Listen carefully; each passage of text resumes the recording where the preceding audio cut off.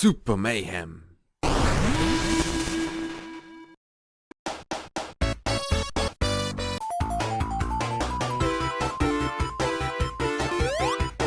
Hello friends, Tim here again with another quick video game character fact video.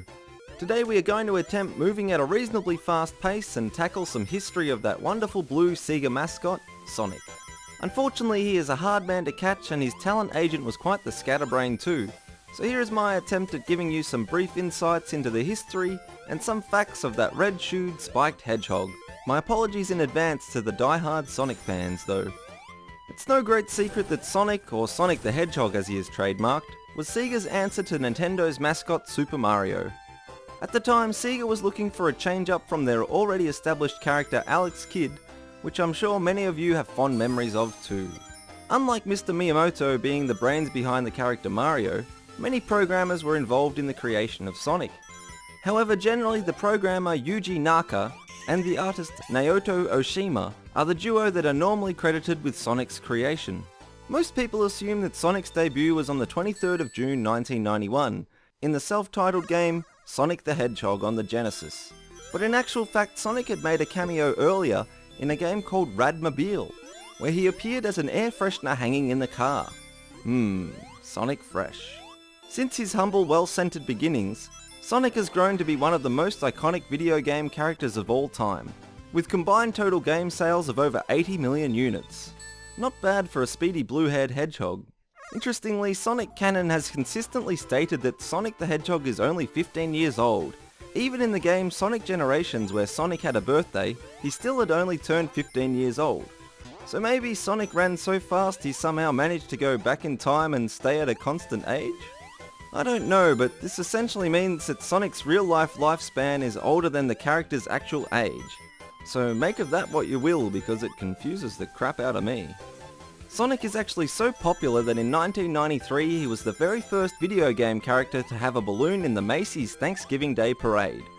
Unfortunately, he was also the first video game character's balloon to have popped during a parade after colliding with a lamppost in Columbus Circle, which even injured an off-duty police officer. Thankfully, a new version of the Sonic balloon was introduced back in 2011, so we had better cross our fingers that this one doesn't pop too. The Sonic character we know and love nearly didn't exist though. During the concept and design phase, many different ideas were pitched for Sega's new mascot. Some of the ideas suggested by the AM8 Research and Development Department included a dog, an armadillo, a rabbit whose ears would extend to collect items, and even a Theodore Roosevelt type character in pajamas who would later be the inspiration for Dr. Robotnik/Dr. Eggman. Some of these early character concepts were reused in other Sega games like Mighty the Armadillo, and even the rabbit's stretching ear attributes were used in the game Rystar. There always seemed to be some confusion around Robotnik's name though, especially once he was referred to as Dr. Eggman in the 1998 game Sonic Adventure. As it turns out though, in the Japanese version of the games, all the way back to Sonic 1 even, he was called Dr. Eggman, and Dr. Ivo Robotnik was the Western name given to him. Interestingly, there is an unused voice file in Sonic Adventure 2 that suggests Dr. Eggman's mustache is a fake. Did you know the doctor's mustache is fake?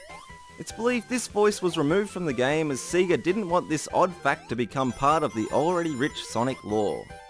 Despite Sega's possible other mascots, thankfully Naoto Oshima's spiky teal-coloured hedgehog was chosen as a mascot. Only at this point it was called Mr. Needlemouse instead of Sonic. The Sega team decided to change the teal to a blue so as to match the colour of Sega's logo. His red shoes were inspired by Michael Jackson's boots, Santa Claus, and even the colours of Jackson's 1987 album Bad.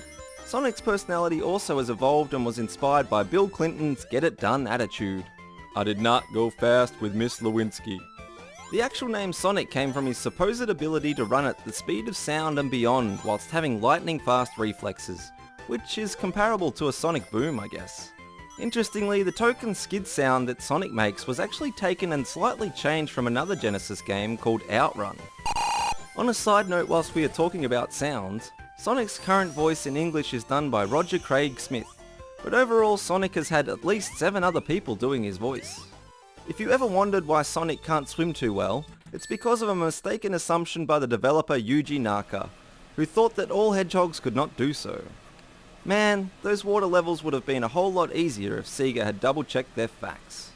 Whilst most of us associate Sonic as a video game only character, he is actually also famous in the comic scene.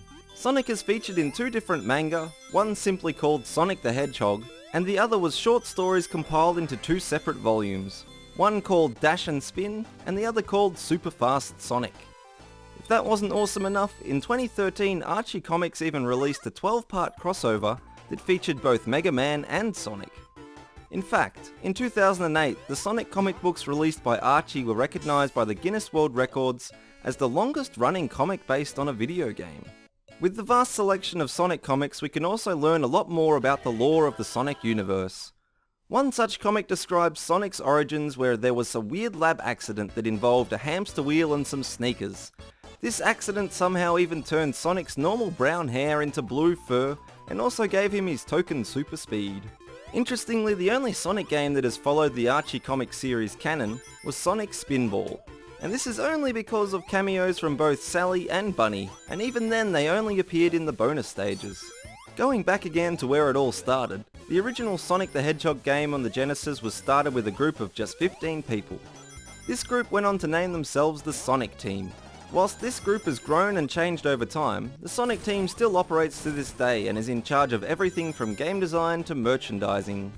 Despite the obvious reference to Sonic, this team was involved in other game creations too, such as the Sega Saturn's Burning Rangers and Nights into Dreams, which both received positive reviews from the critics. The original soundtrack for the first Sonic the Hedgehog game was composed by Masato Nakamura from the band Dreams Come True. Sega actually sponsored the band's Wonder 3 tour and even painted Sonic on the tour bus, gave out pamphlets promoting the game, and even had footage of the game playing above the stage before the game's release. One of the original concepts for Sonic even gave him fangs and put him in a band, complete with a human girlfriend named Madonna. I'm not sure if it was copyright concerns or if it was just a bad idea, but the Sega of America team that was led by Madeline Schroeder, also known as Sonic's mother, softened the character up for the Western audience and removed the fangs and rockstar status. This did cause some conflict with the Sonic team, but later on Naka admitted that it was probably for the best. Previously on Mario Mayhem. If you could put Pikachu in a non-Pokemon related game, what would it be like? Thanks so much to all of you guys for coming up with some incredible Pikachu non-Pokemon game ideas. It's getting harder and harder each video to pick the best ones, but here are a few honourable mentions for everyone to enjoy. And today the Luigi clap goes to Trey the Don Plays MC for this amazing Street Fighter and Pikachu crossover. You might say that this combo of Blanka vs Pikachu would be one shocking fight. And today we will leave you with the question, if you could give Sonic a new power-up, what would it be? Let us know your thoughts in the comments below, and the best, most creative answer will be featured in one of our next videos. And that's it for today, friends. I hope you enjoyed this brief Sonic history and facts and things. Don't forget to subscribe if you haven't already, share this video with your friends, keep those comments and likes coming, and I'll catch you soon.